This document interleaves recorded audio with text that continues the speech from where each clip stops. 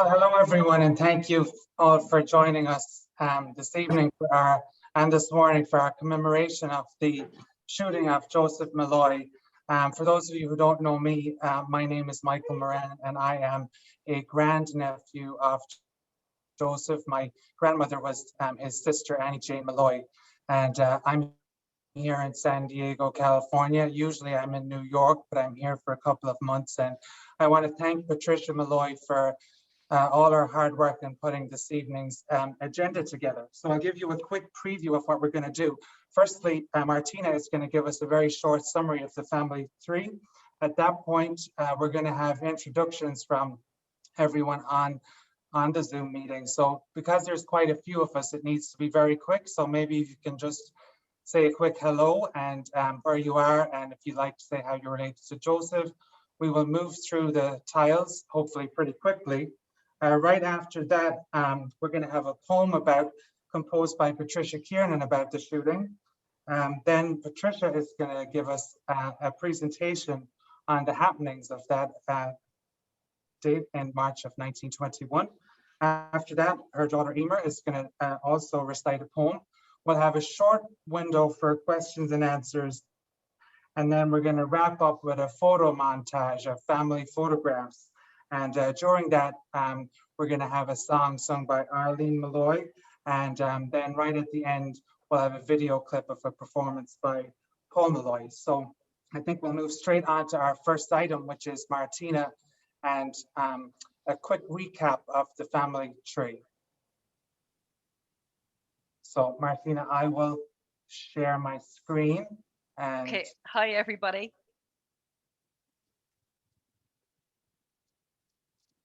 And we can begin. Hi Martina, we can hear you. Go ahead. Brilliant. Okay. Hi everybody from near and far, all out there in Zoom land. So I'm Martina Molloy Gallagher, and I'm one of Charlie Molloy's daughters. Charlie was the youngest of Uncle Joe's siblings. Daddy was 6 years old when Uncle Joe was shot dead by the Blackened Hands. I'm going to do a whistle-stop tour of Uncle Joe's family and back to his great-grandparents. I would like to acknowledge firstly Alf Monaghan for the fantastic Molloy family history he compiled and his resultant document in 2004.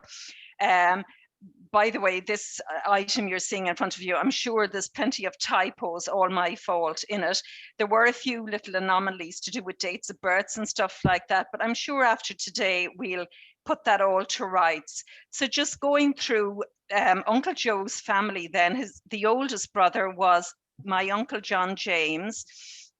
He was around 18 years of age when the shooting happened. As you know, he emigrated to New Zealand a few years after the shooting, and we're lucky enough to have some of his family here today, I think, with us. And I think maybe Catherine is going to introduce the family. Then the second brother in that family was my Uncle Paddy. He was the second oldest, as I say, and he was around 16 at the time of the shooting. Paddy never married and lived and farmed in the home place of Cryanstown practically for the rest of his life. He did sell up in about 1977 and moved to Aughnafinnegan, the little village up the road. And sadly, he died of cancer in 1979. So we were all very, very upset about that at the time. Then the third oldest boy was Uncle Joe, who, as you know, was shot on Holy Saturday, the 26th of March, 1921. He would have actually turned 15 4 days later. Patricia, that's my sister, will be speaking more about that shortly. The fourth sibling then was my Auntie Annie Jane, fourth in the family, and would have been around 14 at the time of the shooting. Her sons are here with us today, and I think Charles is going to speak a little. Then the fifth sibling was Aunt Mary Kate. She was around 13 at the time of the shooting and was living at home with her family in Cryanstown. Then came Uncle Joe, who was amongst the four brothers in the field on that fateful day. George was around 11 years of age at the time. George subsequently in 1929 emigrated to America, to New York, where subsequently he married Tessie O'Brien from Drumboylan. And I see his son George out there. Sadly, his daughter Pat is no longer with us. And I think a couple of his grandchildren might be joining us on Zoom here today as well. Then the 7th was Uncle Henry, who was about 9 years of age at the time of the shooting. And we are very fortunate to have a lot of his family with us today, and Mary will talk a little. Then, as I've already said, my father was the youngest of the family. He was around 6 at the time of the shooting. And when Daddy was in his 30s, he bought a farm and farmhouse just down the road from Cryanstown, Blackfallow, where I'm talking to you from today, in fact. When he was 40, he married Bridie Kelly from County Sligo, and there's the 5 of us siblings today. So then Uncle Joe and his siblings, their parents were George Molloy, who married Mary Dunn from Sheffield and Sligo, in Leitrim. And George was one of 12 siblings. A number of George's siblings emigrated to New Zealand, those highlighted in the salmon pink kind of color there. So a lot of them actually emigrated to New Zealand. And I know with us today is Paul, and I think as well Phil. So Paul would be a great-grandson of Charles Molloy, and Phil is a great-grandson of Patrick Molloy. So 2 of George's sisters, Ellen and Bridget, met 2 brothers, the O'Connors from County Kerry. Don't know if they met on the long voyage on the boat over to New Zealand, but at any rate, they married the 2 O'Connor brothers. I found out actually just the other day that another brother, Edward, moved to New Zealand as well, but sadly he died within a year of TB. Mary Ann, then another of the girls, she married Bernie Whitney in 1893, and they had 7 children. The oldest was Father Pat Whitney, and he was the founder of St. Patrick's Missionary Society in Kiltegan and Wicklow, or the Kiltegan Fathers, as we'd have always heard it called. The parents then of George Molloy and George's siblings were John Molloy and Anne Gardner. These were actually the first family members listed on the family headstone in Killeelan Cemetery up the road from here in Coothall. John's father then was Charles Molloy, who married Mary Kate McLaughlin from Smutterna, where Patricia lives today, Patricia and Pádraig Hunt. So thank you very much. Great, thank you very much, Martina. That was wonderful. And we have a copy of Martina's graphics here, as well as a more detailed family tree, which Alf has prepared. So we will circulate more materials after this.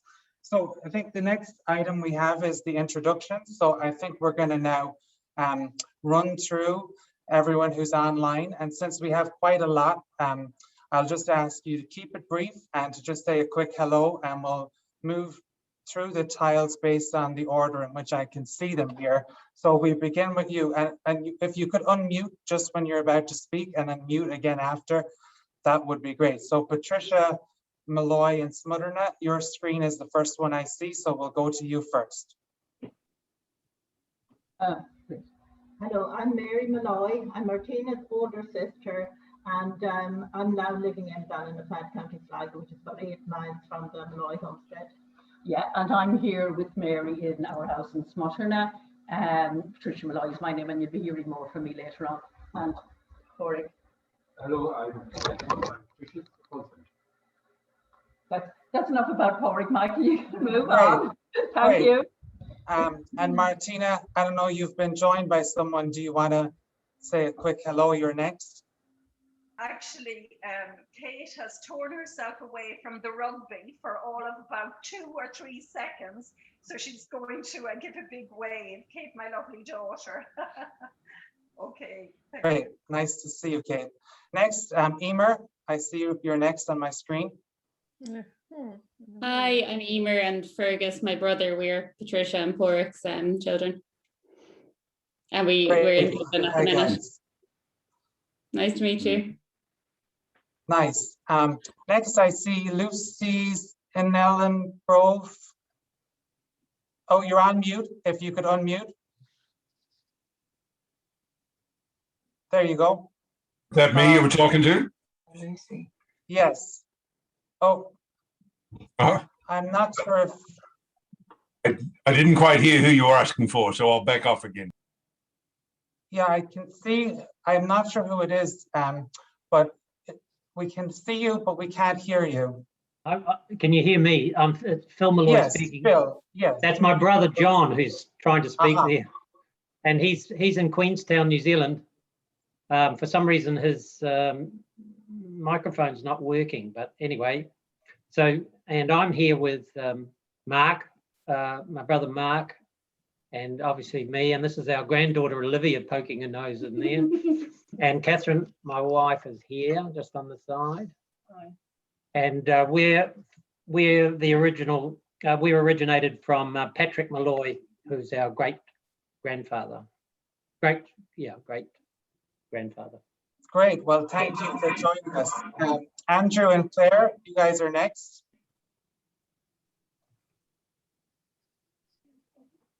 Hi, everyone. So Henry Molloy, Joe's brother, would have been my grandfather. So Joe would be, I'd be his grandnephew. So we're living in Leitrim at the moment. This is my wife, Claire. She's from Tip, and my little daughter, Sadie, will be going to bed in a minute. So hi, everyone. Great. George Molloy, you're up next. Yes, hi. George Sr., that would be my dad, George. He was a brother of Joe. So I guess Joe would be my uncle. And my wife has passed away, but I have one daughter, Emily, and a son, Kevin. And they might be joining later. Thank you. Thank you, George. And George is joining us from Delaware, I think. Yes. Next, we have the Molloy Walkers, Australia. Hi. So we're from New Zealand. So Phil Molloy, who just spoke before, is my uncle. Sitting next to him is my dad, Mark Molloy. John Molloy is my uncle, and Kathy Begley is my auntie. So I'm the great granddaughter living in Auckland, New Zealand, with my husband Neville, my son Liam, and my daughter Brianna, who I named Irish names because of their heritage. So great to be part of this call. Wonderful. And I think your auntie is the next tile on my screen, Kathy Begley.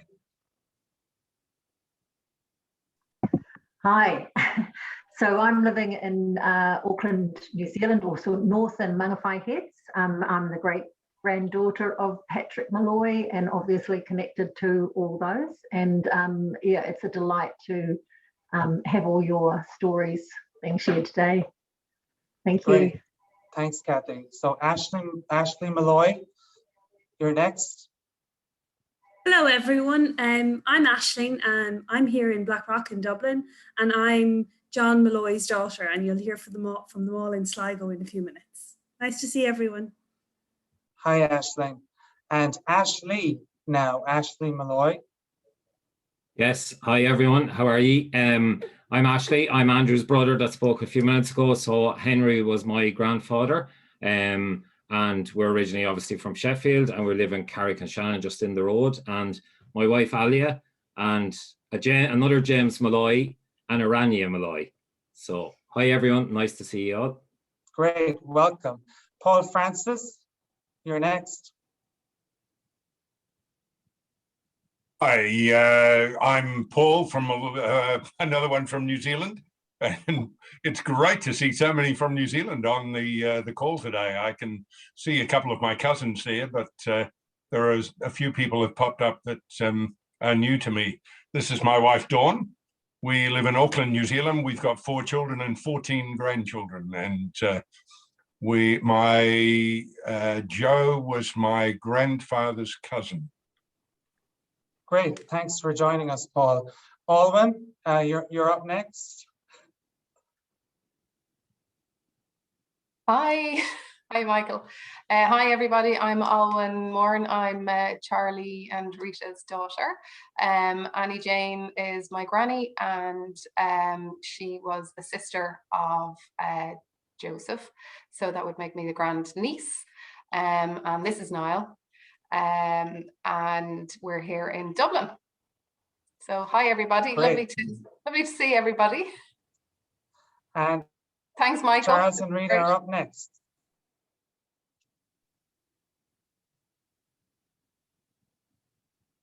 There you go. Hello, everybody. Greetings from Dublin, Charles and Rita Morton. My mother was Annie Jane Molloy. She was a sister of Joan Molloy. My daughter Alwyn spoke just a few minutes ago. I think my 2 sons, Brian and Paul, may be joining in shortly when they get the kids to bed. Hello, everybody. Great, thanks, Charles. Pat Farrell, you're up next. Hi, everybody. Pat Farrell, I'm here in Sandy Mount in Dublin, and kind of feel a bit like an interloper. I'm probably the only non-direct member of the family, but a good cousin of all the Molloys, and it's great to see everybody here. We've been related, I think, on the Don Molloy side, and it's great to see all those faces that I haven't seen for a long time. I think the most recent person I met was Frances when I was cycling the Greenway from Leitrim Village to Kilclar, along with her turbid cousins. So it's great to see you all. Thanks, Pat. Shona, you're next. Hi, I'm Shona Mooney, so I'm Elizabeth Mooney's daughter. So Henry Molloy would have been my grandfather, and that means I would have been Joseph's grandniece. So I'm living in County Laois. I'm married here with 2 young daughters, married to Brian Howe, and 2 daughters, Elizabeth and Isabel. Great, thanks, Shona. Now, John Molloy is up next. Hi, guys. Hello, everybody. Great to see everybody here and see so many of you all. My name is John Molloy. I am the son of Charlie, who my sister Martina spoke of earlier, who was the brother of the late Joe, and was the youngest of that particular section of the Molloy family. So I am married and living in Sligo, which is the next adjoining county to Roscommon, the home place of the Molloys. And with me in the house here in Sligo are my wife, Noella, if you want to give a wave, Noella, and my youngest daughter, Aoife, who works in Sligo. And also joining us on the Zoom are my daughter, Ashley, who has already spoken there, and my other daughter, Kira, who is in London, and she'll probably speak after a minute. Then my son Cathal also lives with us, but our son Cathal has special needs. So at the moment he is engrossed in his music videos, so he's entertaining himself. So it's great to see everybody, and the people I've met before, Bob and Debbie, great to see you here. Great to see Mark and Phil, who I've met before, and please God we'll meet some of all the other Molloys down the road. So thanks a million, and talk to you all. Bye. Thanks, John. Nick Molloy, you're up next on my screen.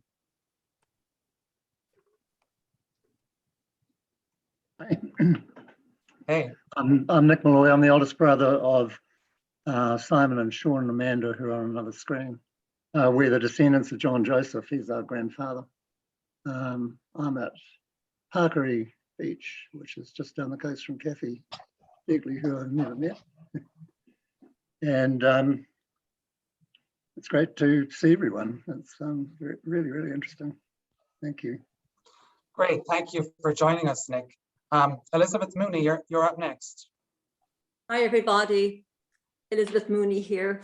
Henry Molloy would be my father, and Joseph Molloy then would have been my uncle. I'm married to Tom Mooney, and we live in the Midlands here in County Offaly. So hello to everybody. Hey, Elizabeth. Simon Molloy. Yes, good morning, everybody. My name is Simon. I'm here with my brother Sean and my sister Amanda. We're younger siblings of Nick, who you've just met. And so we're great-grandchildren of Charles Joseph, who would have been George's brother. And we're all based in Auckland, New Zealand. Great, thanks, Simon. Patricia Kiernan.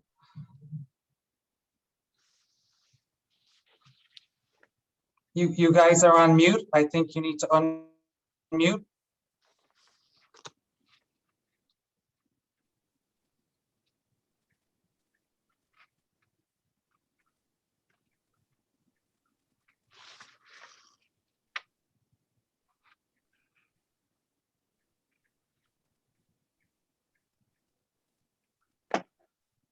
Hello, everyone. Yes, great. Céad míle fáilte go léir, all members of the late Joe Molloy, all family members of the late Joe Molloy.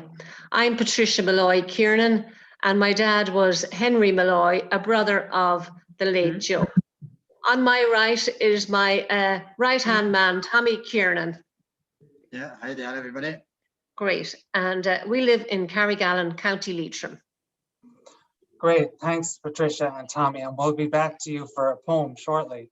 Margaret Molloy, you're next on our screen, and if everyone could turn on their videos, that would be great so that we can see everyone. Thank you. Hi to everybody. My name is Margaret, and I was married to Seamus Molloy, Henry and Elizabeth's son. He would have been a nephew of Joseph Molloy's. We got married in 75, but Seamus sadly passed away in 92. So we had 3 children, Ashley, who we have heard, Arlene, who will be singing, I think, later, and Andrew, who was introduced himself there with his wife, Claire, and child.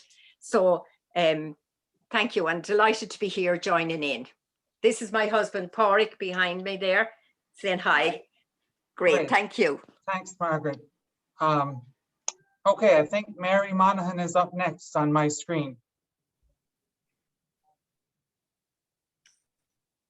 Mary, now if you need to unmute, we can see you.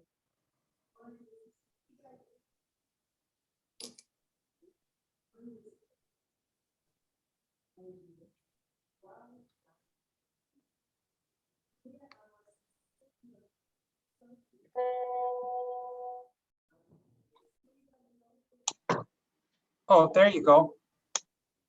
Oh, you're gone back on mute again.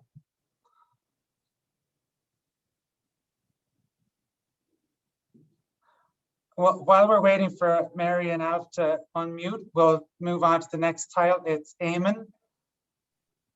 Hi, guys. Hey there. I'm Alt A. Alt A. Press Alt. Alf and Mary, sorry, we have you guys now if you want to say hello. I think that Alf and Mary have some sound issues, so I'm not sure if they can hear me. And they're gone back on mute again. So sorry about that, Eamon and Darren, right? Yeah, no problem at all. Yeah, so I will be Henry's granddaughter, Elizabeth Mooney's daughter. So the grandniece of Joseph, and I'm here with my husband, Eamon, and we are joining you from New York today. Great, thank you guys. Now I have a tile here called Change. I'm not sure who you guys are, but maybe you could let us know. Oh, that might be. Yeah, that's you. Is that us? Sorry. Yep. Oh, I'm Mary Molloy. So my brothers are Mark, Philip, John, and Kathy, who live in Auckland and Queenstown, and my grandfather is Charles Joseph Molloy, who was in Auckland. Great, thanks for joining us. And we live in Dunedin, in New Zealand. Cool, thank you. Good morning. Good morning. All right, let's see who's next that we haven't had. Just checking my tiles here. Darius Molloy. Yeah, hi. I'm Darius Molloy. I'm from Auckland. Mark and Phil and Mary and Kathy are all my uncles, and then John Molloy in Queenstown is my dad. So I'm from that line of the family as well. Great. Welcome, Darius. Next, I can see my parents and brother. Kieran, do you want to say hello? Hi there, everybody. It's Kieran Moran here in Grange, 4 Mile House, County Roscommon. Annie Jane would be my granny, and here's my father Tom and my mother Bridie. Hello. Hello. Great. Kathy Thompson. Morning. For those of you who live in New Zealand, I'm up in the Paparata, which is up in the Bombay Hills. I am the granddaughter of John James. He left Ireland and never went back a few years after his brother was shot. I think I'm the only one from my family here today. I'm not sure. My brothers are off sailing or in hospital. Hello. Hello. Great, Kathy. Well, we're glad to have you and hope your brother feels better. Frank Whitney, you're up next.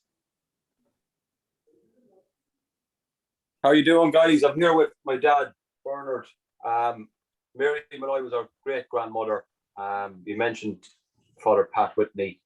He was the first cousin of Joe Molloy. So our great-grandmother was Mary Molloy. Great. Thanks very much. Nice to be with you all, guys, today. Yeah. Debbie's iPhone is next. Bob, I can see you.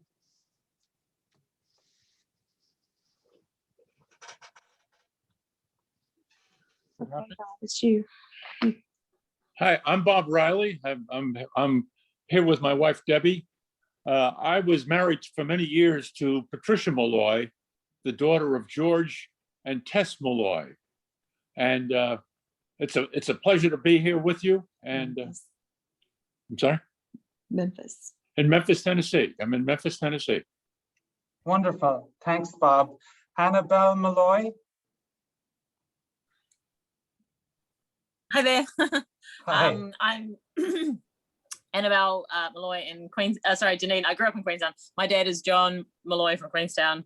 My brother Darius spoke before, and my aunts and uncles are Mary, Phil, Kathy, Mark.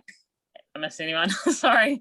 And I actually am the Molloy that came to the anniversary commemoration for the shooting in Ireland around 2016. So I might have met some of you. I recognize a lot of the Irish cousins that I've met, so that helps put my face in place. So yeah, I've met quite a few of you. Great, wonderful. Ciara Molloy. Ciara, you're up next. Hi everyone, I'm Ciara. I am in London, where I've been for the last 9 years, and I'm the daughter of who spoke earlier, and my sister is Aisling and Aoife, who are on the call as well. Yeah, I don't usually get to come to these things because I'm over here, so it's quite nice to be able to join, and lovely to see everyone. Brilliant. Anna Normoyle. Anna, are you there? Hi everybody, I'm Anna Normile. I live in Sydney, Australia. Hello to all the Molloy clan and all the cousins. This is my husband Bernard. My father is Henry Molloy. He lived in Sheffield, and my sisters all said hello earlier. My children should be online, Aaron and Hannah. I'm not sure if they met it, but yeah, great to see all of you today, and hello from Sydney. It's very early in the morning here. Okay, bye, take care. Great, thanks Anna, thanks for getting up to join us. And Liam Farrell is the last one that I can see. Liam, do you want to say hello? Yes, thank you. Greetings from Michael from Carrick and Shannon. This is my wife, I'm Liam Farrell, this is my wife Geraldine. Joe Molloy was a first cousin of our late father Bill, so that would make me a first cousin once removed. So lovely to see you all. Enjoy the evening. Great, thank you, Liam. So that's all the tiles that I can see, but it's possible that I've missed someone. So if anyone hasn't had a chance to speak, maybe you can speak up now. Yes, we, Alf and Mary, are here, and somehow or other we lost sound. So maybe you called on us to speak, but we didn't hear you, of course. But anyway, we're back now. We're hearing the sound, and it's great to see all the family. My goodness, all our cousins. And so I am the eldest daughter of my father, Henry Molloy, and he was born in Roscommon, of course, and then he moved to Leitrim to live with his grandmother. So his Dunn grandmother, she was Jane Costello of Dunn. And so he and his sister, Annie Jane, lived there with the grandmother and 2 adult children. That was James Dunn and his sister, Jane Dunn. She eventually immigrated to New York. And so Alf and myself are retired here, and we're living just outside Carrick-on-Shannon, Drumsna. And yeah, we hope you'll all come and visit us. All right, have a good evening, everybody. Great, thanks very much, Mary. I'm Alf. Glad that your sound is back working. Oh, hey, Yeah. Alf, hi. Hi, how are you? We're sitting here in the dark. We can see you, but I don't think you can see us. Anyway, We can see you. all right, it's good to see you all looking so well, may I say, in these difficult times. Very glad to be associated with this lovely event. I tend to be a bit long-winded at times, so I won't say too much because Patricia will be on my case. But just to say that we live in Roscommon now, and that my relationship to Joe Molloy would be as Mary's husband. I think that makes me a nephew-in-law. So I think that's the relationship there. And anyway, well done to everybody on arranging this event. Thanks, Alf. And as many of you know, Alf has done extensive research on the Molloy family, which we've all benefited from. So thanks very much to Alf for all the work that he's done on that. Anyone else that didn't get a chance to speak yet?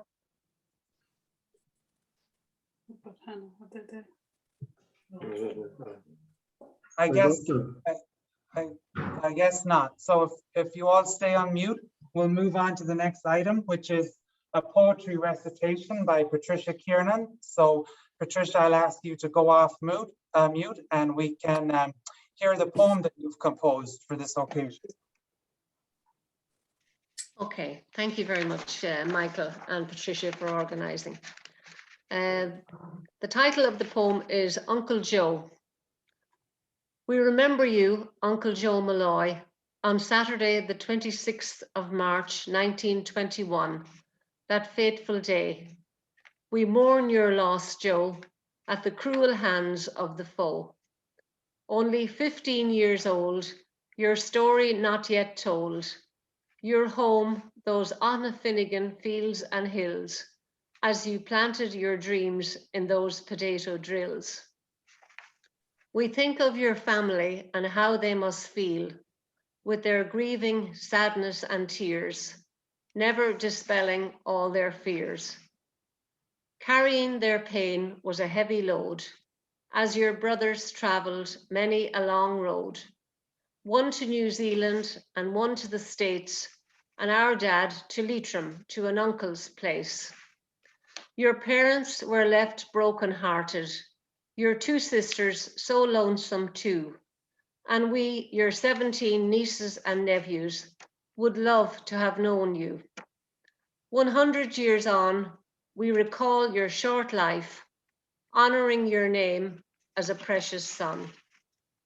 Your family never forgot you, and think of what might have been. We commemorate your memory, now for all to be seen. Missing out are all future generations, your DNA in their makeup so fine. For us, your star in heaven does shine. Thank you. Thank you, Patricia. That was beautiful. We'll share a copy of your poem with everyone so they have it. I'm sure everyone will want to get that. Thank you very much. All right, so next we have Patricia Molloy from Smotherna, who's going to give us a quick history lesson on what happened in 1921. So Patricia, I'll call on you to share your screen and to lead us. Thanks, Michael. Yeah. Thanks, everybody. Oh yeah, sorry, I'm just clicking the buttons here for sharing screen. Right, sorry. Okay, thanks very much, everybody. This is a presentation I had prepared earlier, as we say in Ireland, about 5 years ago. Ireland was commemorating the 1916 Rising, and it was a decade actually of commemorations. So locally here, we commemorated various people from our parish who'd died during that decade. And we had an event in our local community centre at which I presented a version of this. Okay, so this is the lovely peaceful view from Aughnafinnegan, from where the Molloy homestead is. It's actually just directly behind my house. It's just about 2 fields back. So it's a lovely peaceful view of Lough Key in the heart of rural Roscommon. Yet on Easter Sunday, about 100 years ago, 30 armed soldiers burst into this peaceful scene and shot poor young Joe Molloy dead. So why did this happen? Why exactly did this happen, or what caused it? I'll explore that in this talk. And this is the picture of the Molloy homestead, and you're now all familiar with who were living there at the time, of the parents, George and Mary.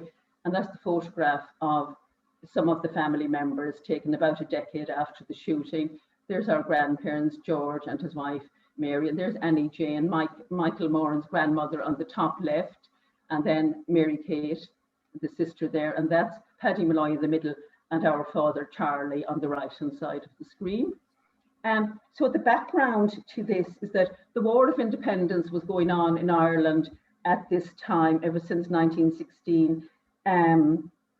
As a result of that, one of the local people involved in the War of Independence was Paddy Moran, and he had been executed in Dublin for his part in this war, trying to gain our freedom from the British, from whom we had been, they were in charge, taking control of us for about 800 years. So this time, Ireland was fighting, and Paddy Moran was one of our heroes. He was executed in Dublin on the 14th of March. In retaliation for that, as was quite common at the time, it was kind of tit for tat. So the IRA, the local IRA, carried out an ambush at Keeju, and they killed 2 of the RIC men. There's the Royal Irish Constabulary, the police in Ireland at the time. They killed them as representatives of the British Crown. This absolutely enraged the British Crown forces, that 2 of their colleagues were killed in this remote rural area, and they were immediately out on intense patrols over a wide area of North Roscommon, Leitrim, from Boyle to Arigna. Indeed, just a few days before Joe was shot, the Black and Tans and the Crown forces were in Arigna, that village. They rounded up quite a lot of the local men there, some of whom admittedly were in the IRA.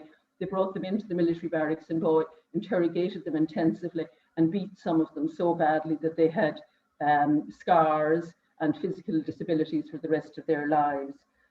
So these are some stock pictures of the Crown forces. There's the auxiliary soldiers and the Royal Irish Constabulary on their bicycle patrol. And these are some of the Black and Tans, just from photos. The Black and Tans were recruited very quickly. They weren't properly trained. The British decided they needed additional soldiers in Ireland at this time. So some of these may have been former soldiers in the First World War. Others of them were released. They were prisoners released on condition that they'd go to Ireland and help fight against the Irish. And some other of the Black and Tans were actually Irish people, genuine Irish people who just wanted a job. So the Black and Tans were not one coherent group, they were a mixture, but none of them were properly trained. They didn't even have proper uniforms. They were cobbled together so quickly, hence their name, just mix and match. And because they weren't properly trained, they actually weren't allowed to go out on their own. The RIC had to be in charge of them wherever they went. So all that was going on, but life in Aughnafinnegan on the Molloy homestead was going on nice and peacefully. And on Holy Saturday, the 26th of March 1921, George Molloy and 4 of his sons, John James, Paddy, Joe, and George, were out spreading farmyard manure working hard on the family farm. Father George had just gone back into the house, near the house, with his horse and cart for an additional load. The bare facts of what happened next are that the boys saw soldiers going by, soldiers opened fire, and Joe Molloy was shot dead, died a few minutes after the shooting. So what on earth caused this sudden change in that field that day? So afterwards, we know that the brothers said that when they saw the soldiers coming and lifting their arms to fire, the boys threw themselves flat on the ground. George, our Uncle George, when he was asked what he did when the shooting started, he replied that he said an act of contrition. So that just shows the terror the four lads felt at that time. They're in the field with the black and tans shooting indiscriminately towards them. As we said, the parents were both in the house, or up at the house at the time, so neither of them were actually in the field at the time. But the reports were on the Roscommon Herald afterwards, and it reported that when the boys' parents came to the scene, their distracted cries of grief were pitiable. And I suppose we can all identify with that, how heartbroken and bereft they felt to suddenly come down after a lovely peaceful farming day and find their son there dying in the field. Interestingly, just then we know from local records, my husband Porrick's uncle wrote a history of our townland where we live in Smutterna, which, as I said, is just in front of Aughnafinnegan. And his record from his research, it indicated that the Black and Tans lorry was actually parked at our current driveway pretty much, and that the soldiers proceeded, they came out there with their lorry, then they proceeded up to the Molloy farm, and they put young Molloy's body onto his father's cart and brought it back down onto the military lorry and brought it into Boyle, into the barracks in Boyle. The Roscommon Herald reported on the events the following week. It particularly reported on the tragic deaths of the Keeju ambush, and it explained that the Molloy, on the day of Joe's shooting, the soldiers who were based over at Ballinafad, just a few miles from us, they were minding the Lord Lieutenant, who was really the King's representative in Ireland at the time. Lord French was his name, and he had a lovely holiday house over here at Lough Arrow, just a few miles over the road from us, and he was on his holiday there. So the soldiers were basically in garrison there, minding him for the time he was there, but they had gone out on their manoeuvres around here that day, and on the return they ended up shooting Joe. The soldiers said that they thought they were being shot at, as in an ambush. The Roscommon Herald briefly mentioned that, and the Roscommon Herald said that none of those who were involved in the sad affair are clear as to how it actually occurred, but Joe Molloy fell mortally wounded. The Roscommon Herald gives details of the funeral as well, which happened quickly afterwards on Easter Monday, just the 2 days afterwards. And the funeral left, is described in the Herald, which is our local paper, saying that about 6:30 on Easter Monday, the funeral left Boyle military barracks. Relatives of the deceased were allowed unrestricted access to where the remains were in the barracks, and the officers and soldiers were most courteous and sympathetic. One would kind of be glad of that after they ended up having shooting poor lad at home. But anyway, the Herald also reports that the soldiers saluted as the remains of Joe Molloy were borne out. The funeral cortege was of huge dimensions. Up to 80 horse-drawn vehicles were in it, as well as a considerable number of horsemen and pedestrians. When Killeelan Cemetery was reached, darkness had almost fallen, and the deceased was laid to rest there amid every token of sincere sympathy and sorrow, and the priest, Father Klein from Crossna, officiated. So this is the burial plot of the Molloy family, and Joe was laid to rest there that day beside his grandparents, George Molloy and Mary's parents, beside his grandparents, John Molloy and Anne. And I was really struck by the fact when reading through this that John and Mary Molloy, they lived to the ripe old ages of 84 and 87. They actually lived through the famine. toughest time in Ireland around 1845. This couple lived through, and they're ripe old ages. And the next person buried with them was their young grandson, Joe Molloy, who was shot before he reached his 15th birthday. Ireland was in effect a military state at that time, like Myanmar, Burma is at the moment. So the Molloy family would not have had a choice as to how the proceedings were carried out. And similarly, because of the military regime in the country at the time, an inquest wasn't heard. Instead, it was a military court of inquiry led by the Crown forces. And that was heard on Easter Monday, just the 2 days afterwards. And evidence was given at that by Joe's father and brother Paddy and the military doctor, Major Jenkins. So the doctor said at the inquiry that he saw the body had received a gunshot wound on the left forearm, causing a compound fracture. Another on the right hand, there was another bullet. On examining the back, I found a bullet wound about the center of the right shoulder blade. There was no exit wound. Death must have been caused by shock and hemorrhage resulting from the wound in the back. The bullet is still in the body, and in my opinion, the 3 wounds were caused by 3 different bullets.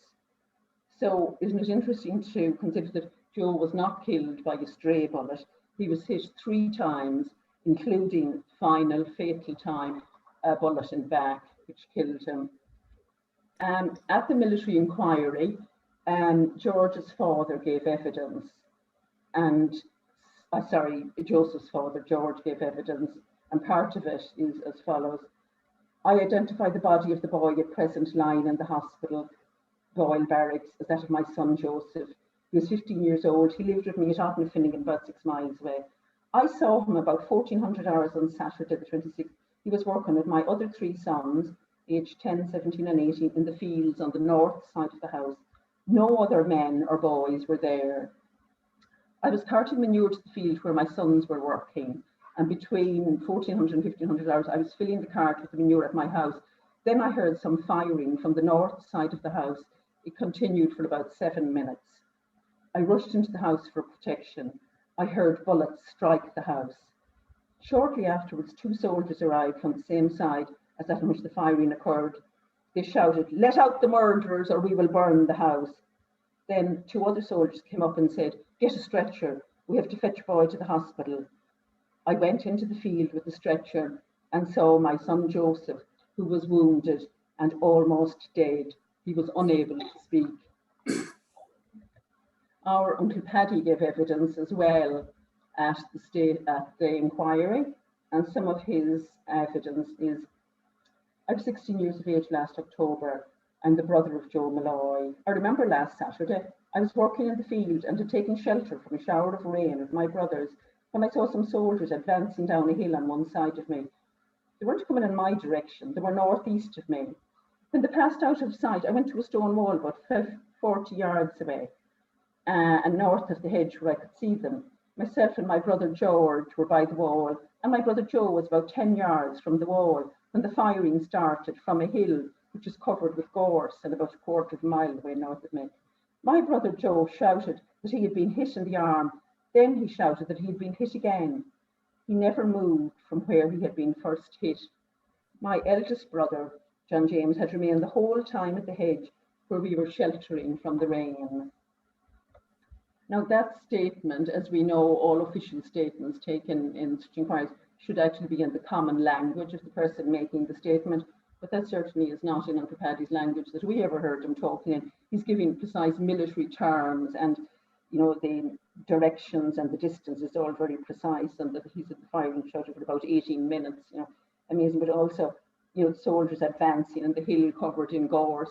In all the years we knew Uncle Paddy, we never heard him referring to gorse, to whins as gorse, so it wasn't his language entirely. So,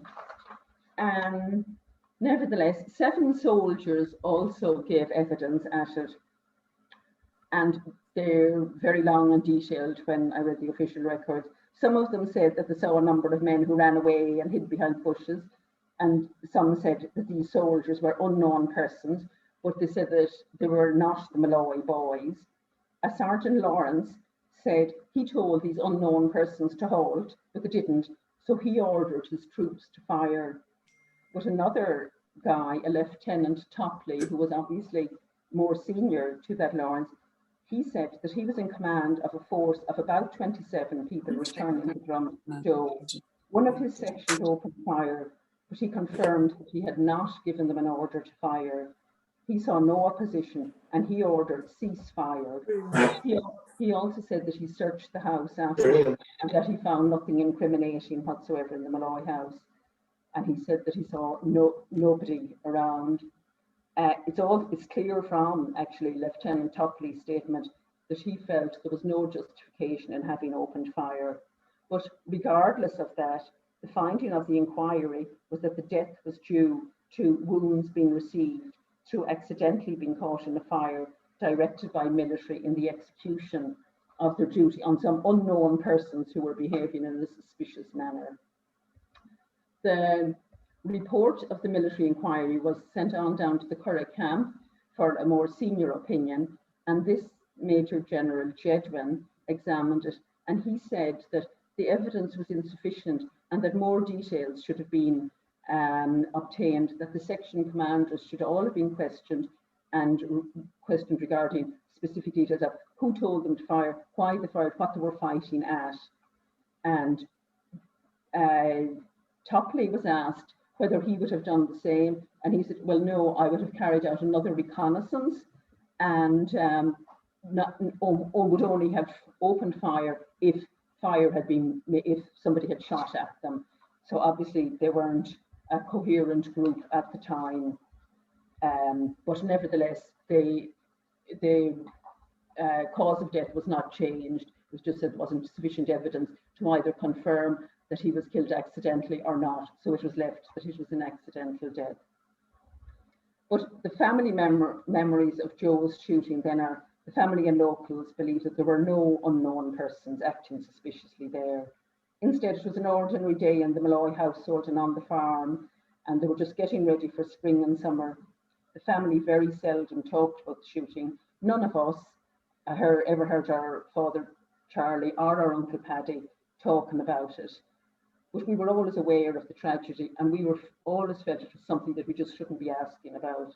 And it's the same, our cousins, the Morans there and Molloys, they really never heard their father talking about it, their parents talking about it either, except just that Henry said at one stage that the family were just so terrified by it all that they didn't talk about it. But it was interesting when I was preparing this talk and local people here were aware of the events, I heard from a couple of neighbours, such as Joe Simon, who, when he was a young lad, he was helping out Uncle Paddy with the hay here on the home place. And Joe told me that Uncle Paddy showed him the actual place in the field where Joe was shot. And similarly, Tom Martin was the man that bought Uncle Paddy's farm from him in 1977. And Tom told me as well that Paddy showed him the fatal spot, whereas John, our brother there, was working with Uncle Paddy all the time, all the summers, from when he was old enough to help out until Paddy sold the place. But Paddy never said anything to John. Some of the other locals, such as Willie Cairns, told me he often heard his father speaking of the black and tan lorry going past, bringing Joe's body up through Smutterna into Boyle, and what a sad sight that must have been. But when Uncle Paddy didn't talk to us anything much at all about Joe's death, he never displayed any strong British sentiment either. But some of us here, we remember Uncle Paddy absolutely loved to sing, and whenever the hay would be saved, Uncle Paddy would sit down and sing away, and James Connolly, a great Irish rebel song, was one of his favourites, and we used to all marvel at how Uncle Paddy would kind of literally spit out the words from that song. God's curse on you, England, you cruel-hearted monster, your deeds they would shame all the devils in hell. You know, so he showed his feelings towards it all, I suppose, just with that very discreet way in the song. Now, John James, who's Kathy Molloy Thompson, who's just spoken to us there, we got great information from that family actually 5 years ago. John James was dead a good while, but he had talked more, interestingly enough, to the family in New Zealand about it.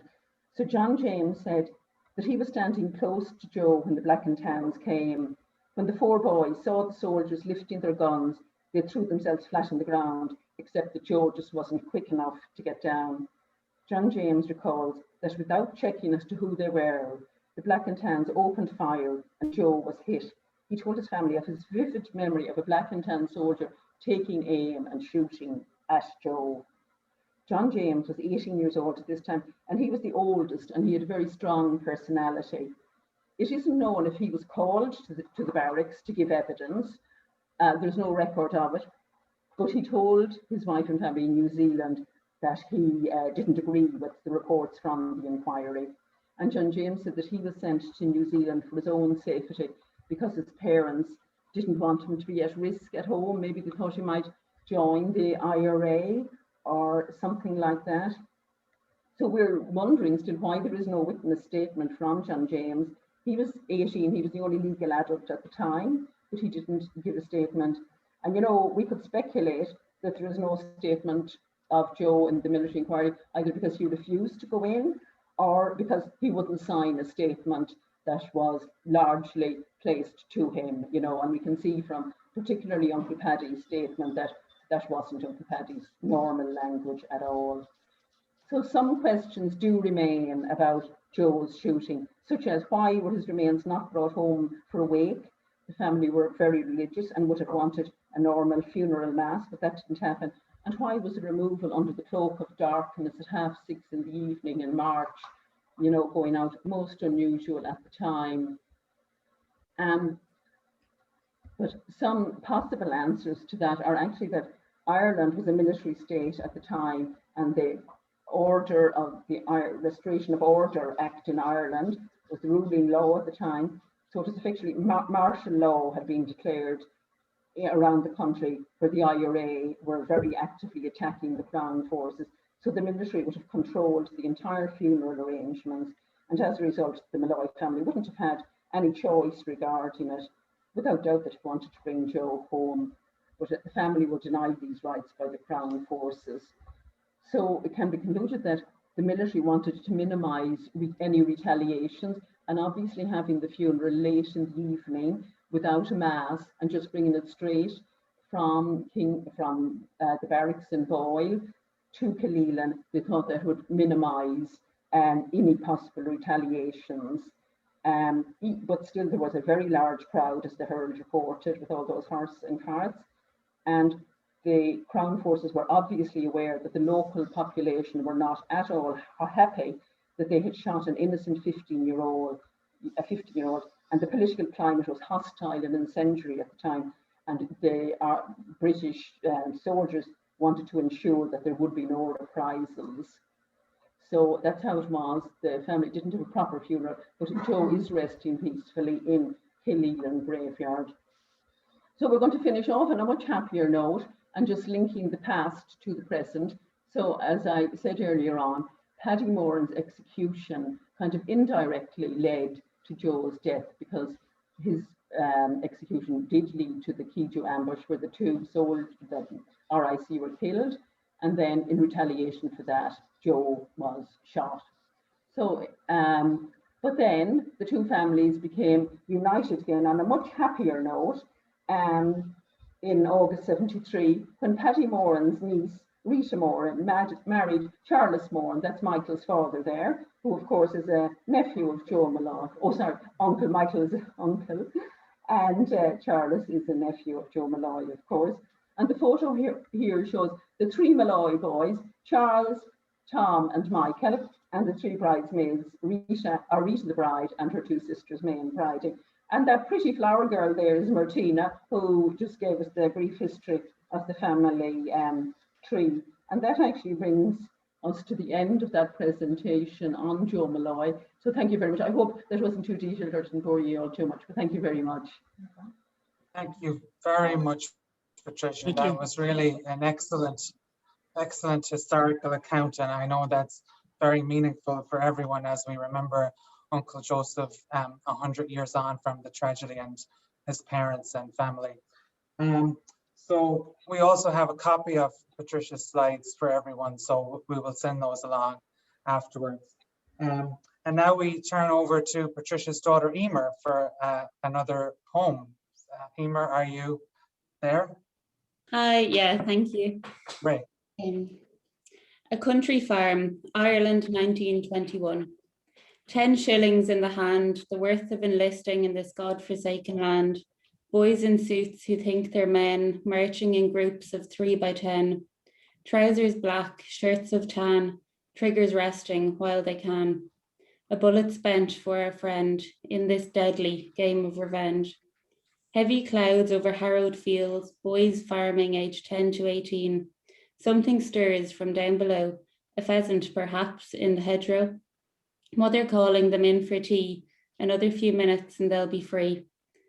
But then a shot echoes through the land, the young boys dropped to the ground. The soldiers appear from the road, prey trapped and bullets roam. One last score is what they're owed, 4 miles more till they're home. Young Joe shot on their final load, prayed for contrition, his courage shown, just 14, not yet grown.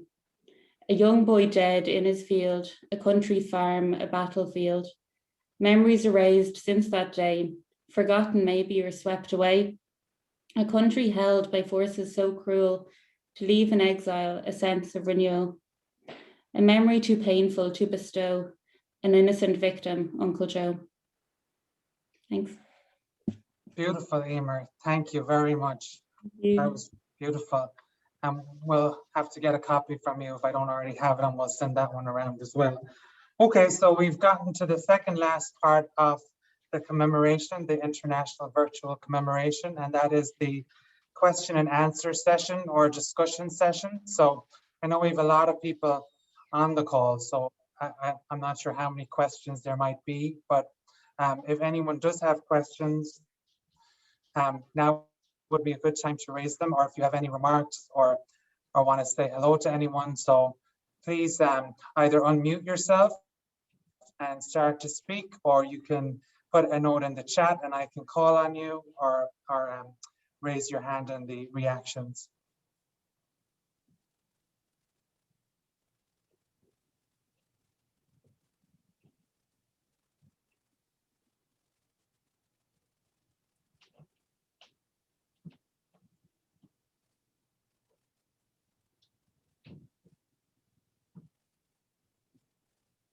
All right, so I'm not sure if we have any questions. I'll just give it another minute in case anyone wants to say anything or raise any points. Yep. Yeah, Liam Farrell here. I'm not sure, I'm having problems with my own screen, so I'm not quite sure whether you can see me or not. Maybe that's just as well. Maybe just to ask Patricia, who's did an obviously huge amount of research on this, which is fantastic.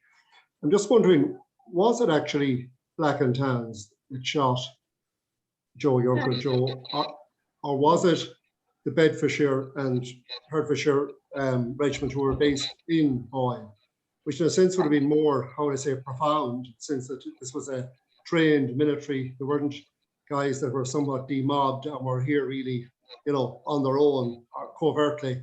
But, you know, this was actually military under officers under command in Boyle, because they had been involved in Selton and Sheemore at the same time. So I just wonder, is there any evidence in that regard? Liam, actually, you are perfectly right. Yes, it is. And excuse my ignorance, I'm just not as familiar with the different titles. But yeah, the guy who ordered the shooting was Sergeant Lawrence, and he was the 1st Battalion, the Bedfordshire and Hertfordshire Regiment. And he opened, it was he who said he saw other people that he said he told to halt, but they took no notice. The person's unknown, and he said he fired around and that some shots were fired at him from the direction of the bushes, and then he opened fire on the bushes. And when he advanced after the shooting, he saw the boy's body in the field, and so they were of that. But then the Lieutenant Topley that I was mentioning, he also was the 1st Battalion, Bedfordshire Regiment, so it is the same regiment. Liam, you're quite correct. And his evidence is quite at variance, as I was saying with the other one, you know. He didn't agree with it at all. Like, I obviously only minimized that there, but like, you know, as well, I suppose I'm not a neutral person reading it, but it seems to me how could they have come up with the decision that it was accidental when the guy in charge, the Lieutenant Topley, said he saw nothing suspicious whatsoever. Had he been in Lawrence's place, he wouldn't have opened fire unless somebody fired at him, you know. So it is quite, you know, but that's obviously the regime we were in. But yeah, you're quite right. It wasn't the black and tan, so excuse me for that. Absolutely. But as you say, it makes it even worse. Yes, that, exactly. Yeah, it does. It does. Yeah, exactly. Thanks, Patricia. Same people as Shimore, yeah. Thank you for that. Okay. Patricia, a question has come in on the chat. Was there any reprisal for Joe's death? No, there wasn't. But that we're aware of, there wasn't, Michael. And I know it's written that our grandparents, George and Mary, made it really clear they did not want any reprisals. They made that really clear. They absolutely didn't want any. So no, we're not aware that there was, but that the Molloy family were very insistent. They wanted peace. They didn't want anything to do with that. I suppose what I was thinking, you know, during this about the family, like, we know they weren't actively involved in the IRA at all, very much not.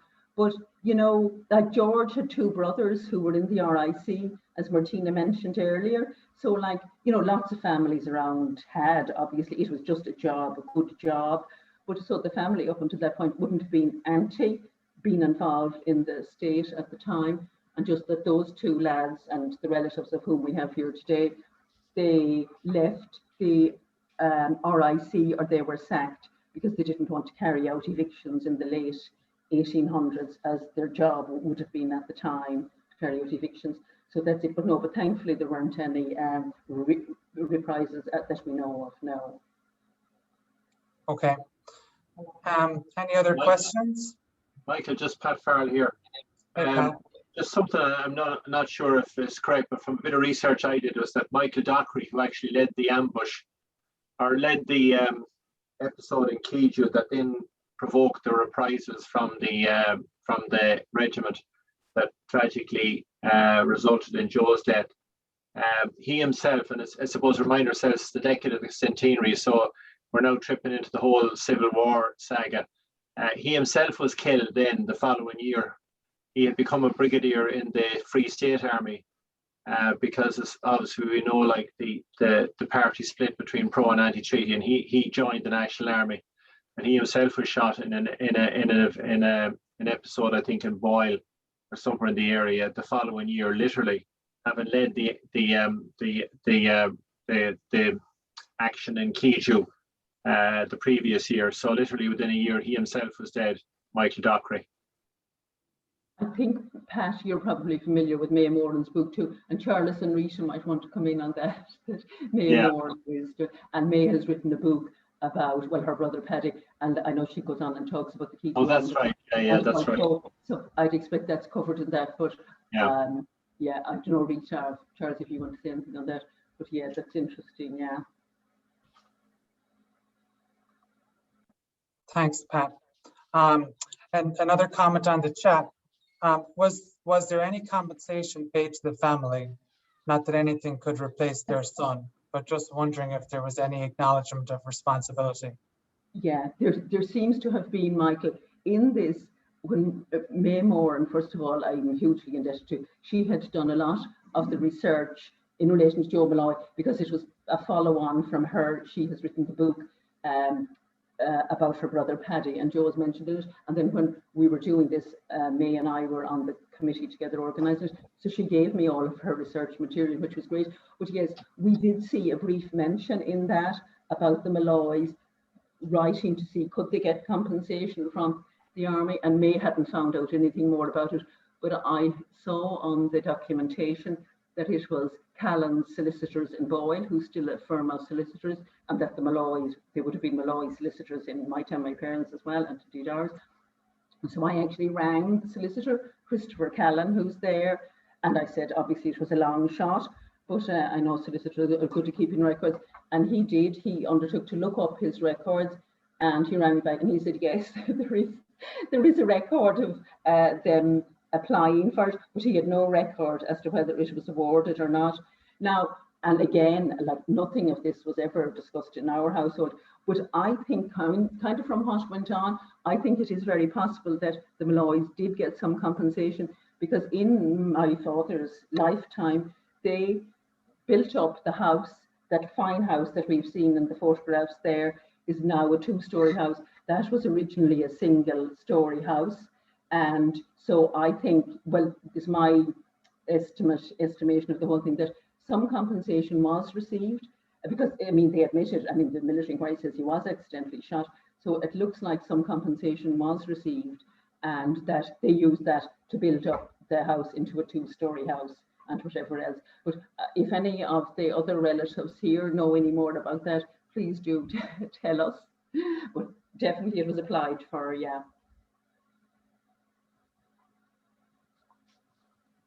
Great, thank you, Patricia. And I see some comments praising Emer's and Patricia Kiernan's poems, and Margaret has said that she has a candle lighting in Joe's remembrance at her house. All right, do we have any further questions or comments that anyone wants to raise before we draw the commemoration to a close?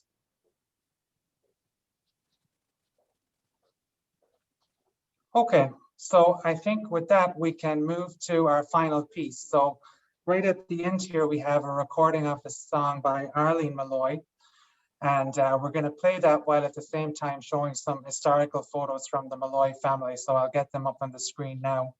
And after that, we will go to a short recording of a performance by Paul Molloy, which will also play on the screen. And you can feel to leave the Zoom meeting in your own time as these two recordings play and the photos are presented.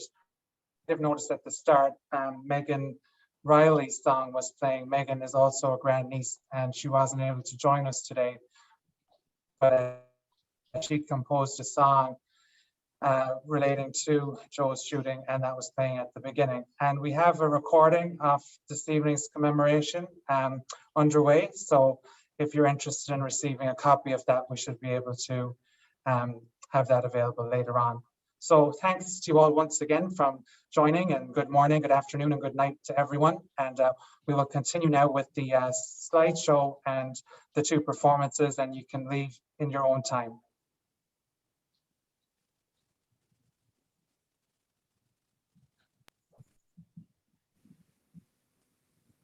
Hi everyone. I know there are family and friends tuned in from across the world, so hello to you all. My name is Arlene Molloy, daughter of the late Seamus Molloy and granddaughter of Henry Molloy, who of course was a brother of Joe's. I'm delighted to be with you to sing a song. This song is about hope and peace, and we dedicate it to all of the peacemakers, not just here in Ireland, but right across the globe. The song is You Raise Me Up. When I am down and oh my soul so weary, when troubles come and my heart burdened be, then I am still and wait here in the silence until you come and sit a while with me. You raise me up so I can stand on mountains. You raise me up to walk on stormy seas. I am strong when I am on your shoulders. You raise me up to more than I can be. There is no life without its hunger. Each restless heart beats so imperfectly. But when you come and I am filled with wonder, sometimes I think I glimpse eternity. You raise me up so I can stand on mountains. You raise me up to walk on stormy seas. I am strong when I am on your shoulders. You raise me up to more than I can be. You raise me up so I can stand on mountains.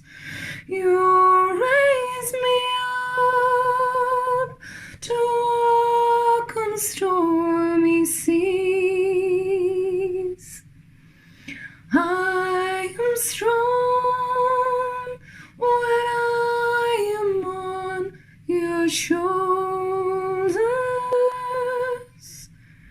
You raise me up to more than I can be.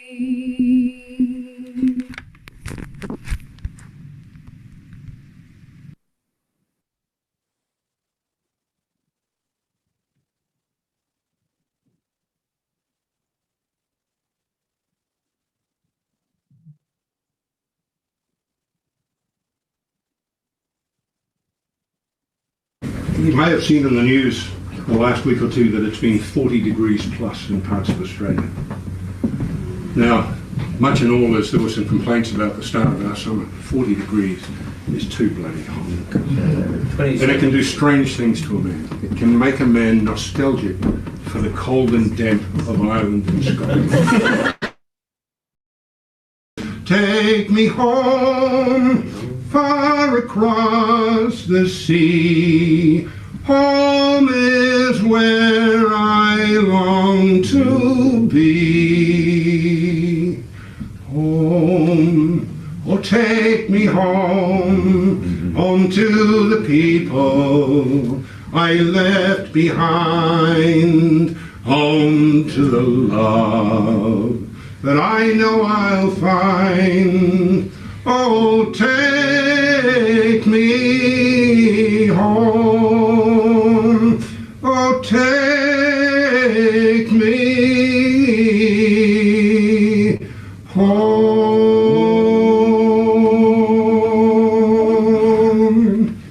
Take me home.